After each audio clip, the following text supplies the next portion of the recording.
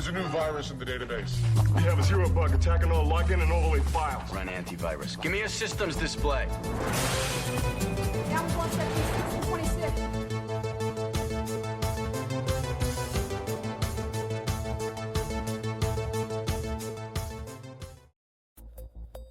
Hope you are having a great day, and I'm sure you can't wait to listen to the latest from the cyber world. In this episode, we'll discuss DP World cyber attack and the rippling effects these kinds of attacks can have on a country, and discuss one of the major Canadian banks' ransomware attacks. But first, we need to start with the release of the ACSC, Australian Cybersecurity Centre, for the Cyber Threat Report for 2022-2023. ACSC is the Australian government's technical authority on cybersecurity, bringing capabilities to improve Australian national cyber resilience. ASD has responded to more than 94,000 reports made through Report Cyber so far, which is around 1 every 6 minutes. They have identified a number of key cybersecurity trends in their report, such as a rise in state actors groups targeting critical infrastructure, using different techniques such as living off the land and sophisticated malware such as snake malware. In 2022-2023, ASD has responded to more than 143 cybersecurity incidents related to critical infrastructure. Cybercriminals constantly evolve their operations against Australian organizations. There has been 127 extortion-related cyber incidents reported. 118 of these incidents involve ransomware. With business email compromise remain a key vector to conduct cybercrime. The report addresses risk regarding AI and the rise of complex ICT supply chain, indicating that to boost cybersecurity, Australia must consider not only technical controls such as the ASD Essential 8, but also growing a positive cyber-secure culture across business and community. This includes prioritizing secure by design and secure by default products during both development and procurement. The report also captured some great statistics, such as the average cost of cybercrime per report is up 14%. Cybercrime reports are up by 23%, and almost a 33,000 call made to the cyber hotline, with an average of 90 calls per day. The top cybercrime for individuals remains identity fraud, online banking fraud, online shopping fraud. The top cybercrime for businesses are business email compromise fraud, online banking fraud. One of the milestones which is of extreme positive impact is the cyber threat intelligence sharing partners, which grew by 688%. I will include a link for the full report in the description, and I do advise you to read, as it is a very important report and a lot of hard work has been put into it.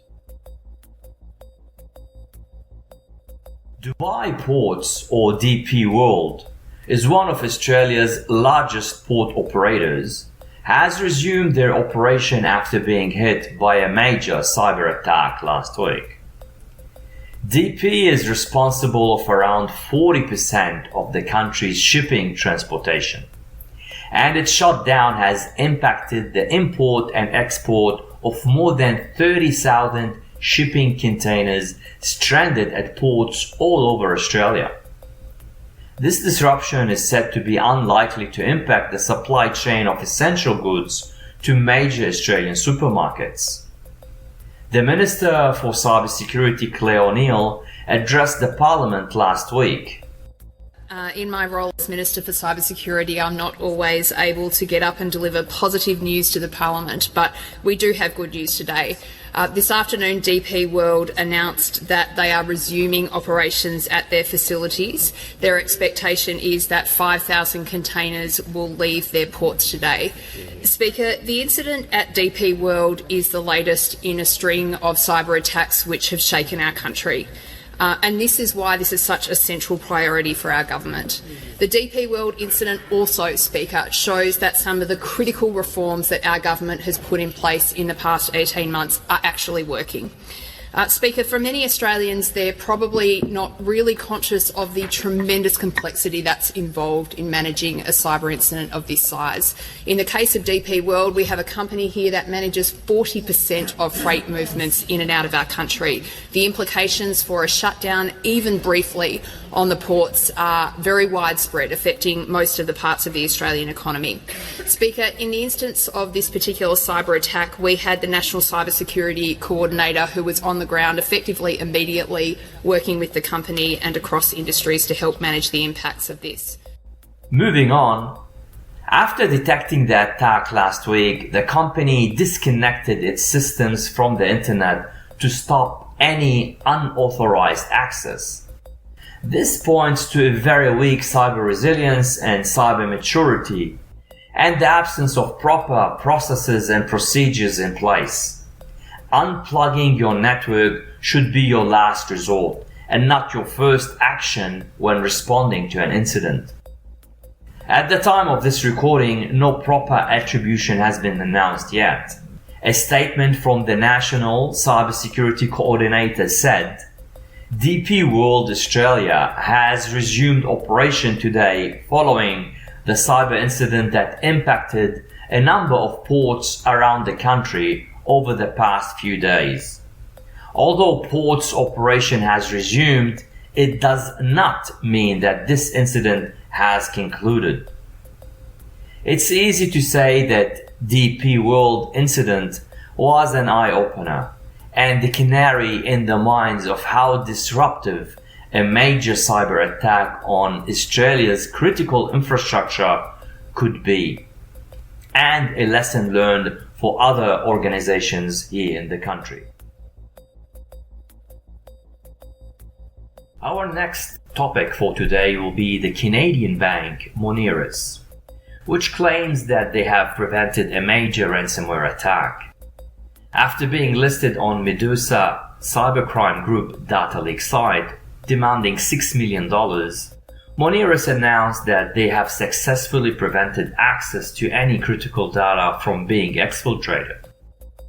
They did not say when the attempt occurred and did not respond to any questions on whether they might have even paid the ransom. Moneris had reported an outage in September, so I would say this incident took place around this time. Moneris is a joint venture of the Royal Bank of Canada and Bank of Montreal, and is the largest payment processor in Canada. The Medusa gang has been very active this year, attacking an Italian water supply company and many of the Philippines' healthcare providers. They are the second most frequent cyber extortion group targeting organizations in the Asia-Pacific region, engaging in double extortion ransomware attack types. The Medusa group mentioned here are different operators from Medusa Loca and Medusa Stela. It has been verified that they are linked to OSINT Without Borders, functioning as their front PR and publishing all their ransom demands. Medusa ransomware is obfuscated and contains unique encryption keys for each victim. These encryption keys are AES-256 and RSA-2048 keys. With extreme similarity to Ryuk ransomware in its build, hence many cybersecurity products has first detected it as Ryuk ransom. Like most ransomwares, before the encryption process is initiated, it stops all services from running on your machine, over 280 of them.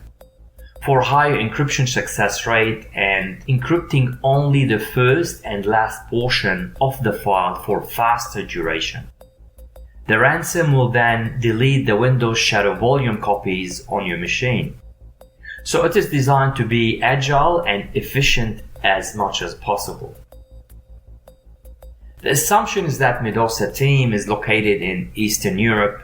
Medusa and other gangs' methods are shifting towards working with access brokers, buying access to systems without the need for any malware payloads. Medusa gang was the group behind Monopolis public school MPS ransomware attack, where they leaked about 100 gigabytes of students' data, including birth dates and health records, which is even in cybercriminal gangs standards is the lowest of low. As they say, ransomware is more about manipulating human psychology than using sophisticated, malicious binaries and codes. Data is gold, protected like a treasure. That will be all for this episode. Thank you all for listening as always, and have a good day.